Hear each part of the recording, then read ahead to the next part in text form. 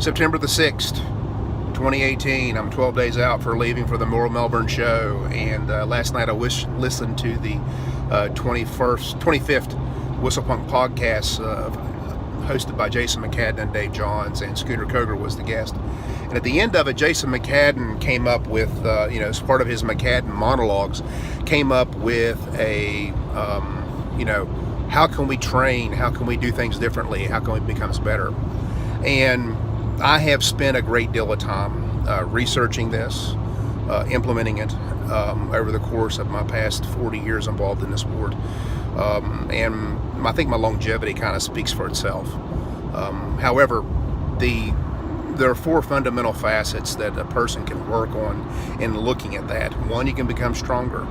Two, you can become quicker. Three, you become more mobile, and fourthly, you can become more flexible. And within any of those four realms of training, you can make yourself a better athlete and make yourself a potentially better timber sports athlete. You only have to be so strong. I got lost. I have to admit, I got lost in the weight room over the course of the past 8 to 10 years, and I lost my path and I lost my focus. Probably more like 6 years, but be that as it may, the strength can only carry you so far. Same with quickness. A lot of the smaller axemen in the sport, their timing is impeccable. And the one universal truth that I have found with wood chopping is axe presentation. The axe must be presented properly.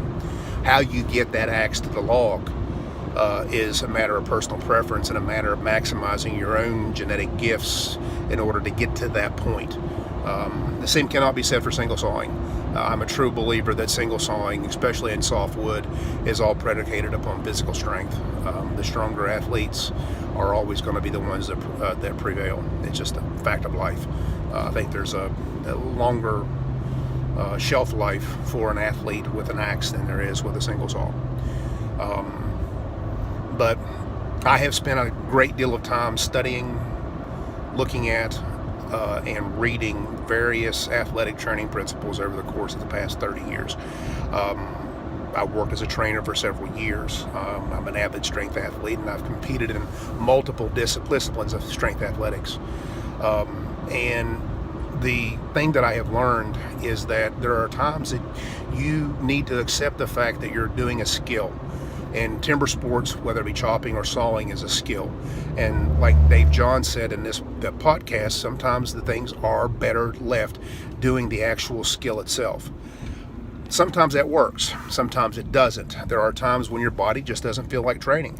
And that's when things like a handle or doing plyometrics or plyometrics, as some people call them, or doing some other facet of different form of athletic training has its place in every training program.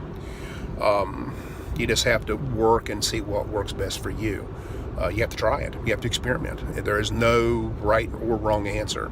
We're all different. What may work for me may not work for somebody else. But fundamentally, there are multiple training principles that you can follow, and they all follow the athletic training guidelines. And you can work on those four things to become better at any one of those four things, which should improve your performance to a point.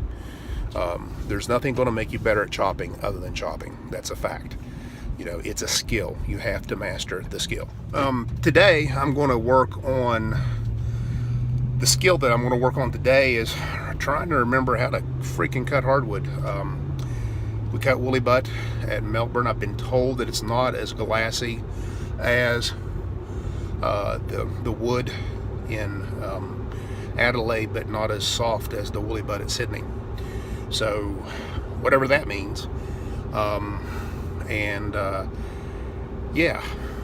just going to put up a couple red oak, couple chestnut oak logs, and after I finish splitting the rest of my darn firewood that I've been working on forever.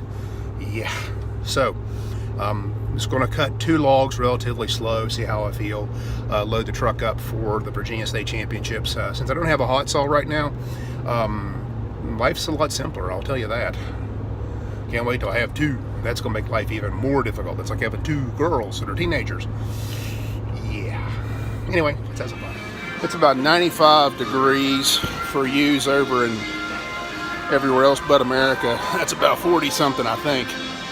So, this first log, she's a beauty. She's a red oak, I think. Could be a scarlet oak. But, as you can see, this sumbitch, it ain't little. You know, it's 17 inches one way and 16 inches the other way. And it's, I don't know, it's gonna, for me, if I can avoid just fucking glancing the damn axe, I'll be pleased, because that's the first thing that happens. The first time I went down to Adelaide back in 2014, I believe, or 15, first 4 hits I was out of wood. So, live and learn. So I'm going to cut a couple hardwood logs just to get accustomed to staying behind the axe. This is going to be really slow and methodical. Got a big old weight bait that I just put a strong edge on. Hopefully it'll hold it up to this.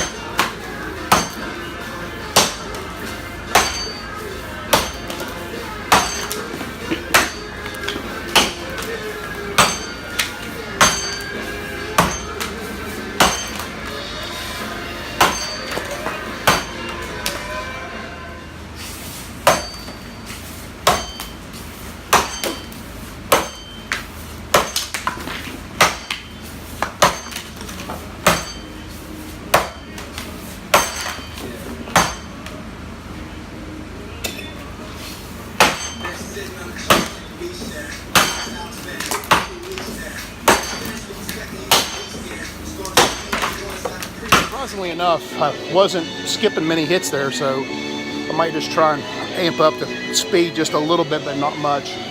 The main goal is to stay behind the axe and get my arms extended. That's extremely important when you're cutting hardwood.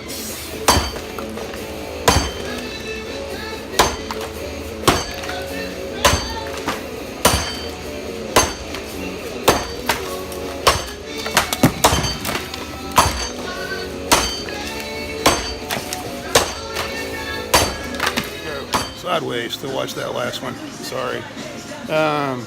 This is about the same size underhand again.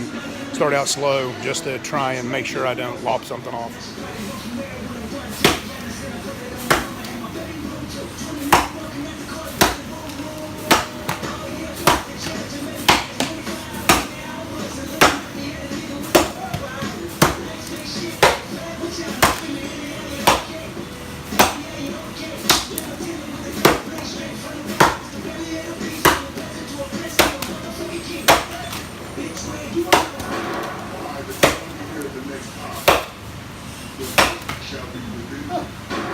It's tracking well, so might try and increase the speed a little bit.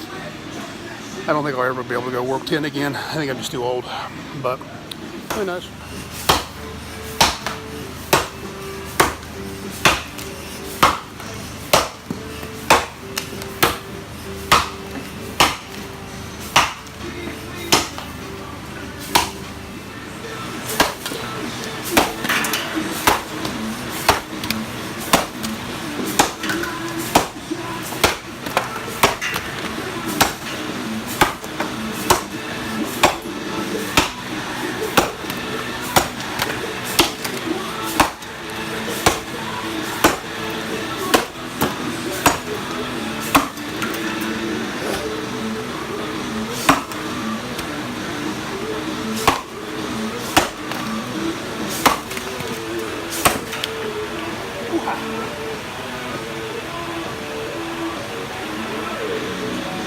By that last bit of underhand. The problems you have will manifest themselves in large hard logs. Wasn't turning my feet enough on the chip hits, and you can see in the scarf it was running inward as I progressed into the log. And I'm double cutting quite a bit too, so you know, we'll see what happens. The only upside to a little bit of double cutting is that you cut the log smooth and you'll get those hardwood logs off. downside double cutting is that it makes it problematic for cutting softwood logs efficiently. But one way or the other, one step at a time. I'm spent. This new diet that I've got that's got me losing so much weight is really taking my energy levels away, but it'll come in time. Just got to get used to it. It's hotter than hell. It was about 95 degrees in the barn.